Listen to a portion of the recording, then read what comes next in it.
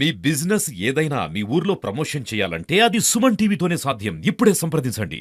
వినాయక చవితి రోజు వ్రతానికి మనం ఏమేమి సమకూర్చుకోవాలి? దాదాపుగా కొన్ని ఏళ్ల తరబడి చేస్తున్నాం కాబట్టి అందరికీ అన్ని విషయాలు తెలిసినవి. కానీ వినాయకుడికి నైవేద్యాలు ఏమి ఇష్టం?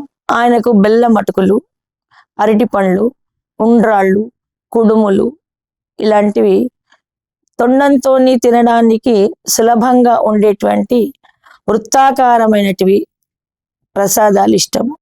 ఆయన తొండం కొనతో తీసుకొని నోటికి అందించుకుంటాడు. వినాయకుడి తత్వం ఏంటి? చాలా చిన్న వస్తువుని కూడా నిశితంగా చూస్తాడు. మూలకాయలు పిండితోని నీళ్ళల్లో బెల్లము, ఇలాచి పొడి, నెయ్యి వేసి మంచి వరిపిండిని కాస్త ఉప్పుకొని రౌండ్గా ఉండ్రాలు చేసుకొని కుక్కర్లో పెట్టుకొని మళ్ళీ ఒకసారి ఆవిరి కుడుములు అంటారు.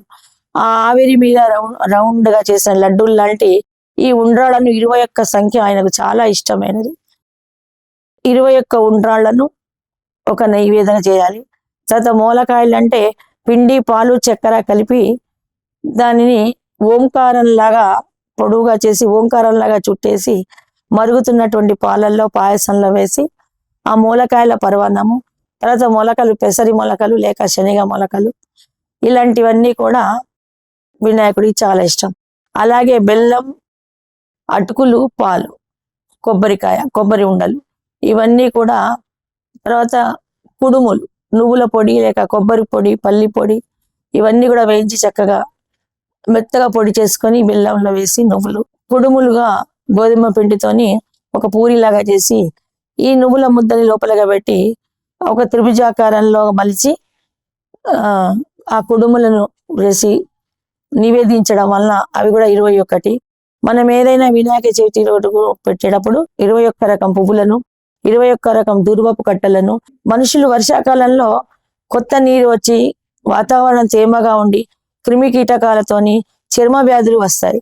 అందుకని ఈ అనేకమైనటువంటి పత్రాలను తెచ్చి అవి ఆకుపచ్చగా 9 రోజులు నవరాత్రాలు ఈ పత్రాలన్నీ కూడా పచ్చదనంలో ఉంటాయి.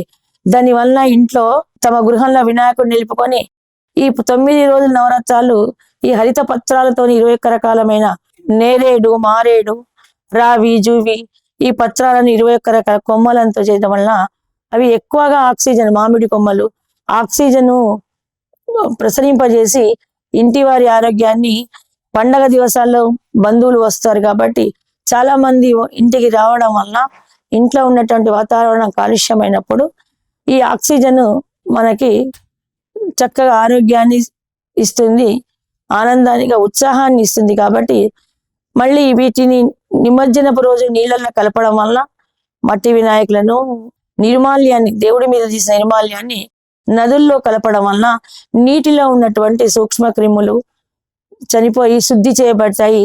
నీరంతా ప్యూరిఫై అయిపోతుంది. కొత్త నీరంతా కూడా మట్టితో ఉండకుండా ఈ పత్రాల వలన చక్కటి శుద్ధి కలిగి ఆ నీరు ఉపయోగకరంగా ఉంటుందని వెనకటి నుంచి మనకు సాంప్రదాయంగా పెట్టారు.